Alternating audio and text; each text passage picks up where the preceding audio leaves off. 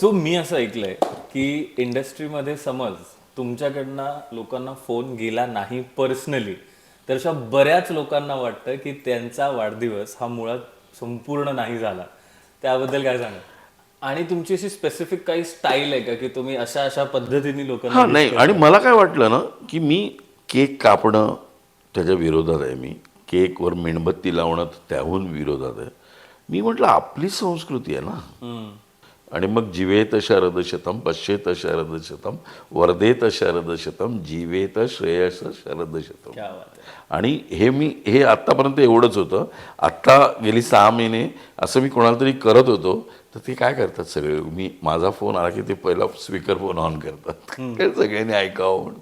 शुभ जन्मदिनम तुभ्यम, शुभ जन्मदिनम तुभ्यम, शुभ जन्मदिनम तव हे, सकलम सफलम तुभ्यम, शुभ जन्मदिनम तव हे, सकलम च शुभम तुभ्यम.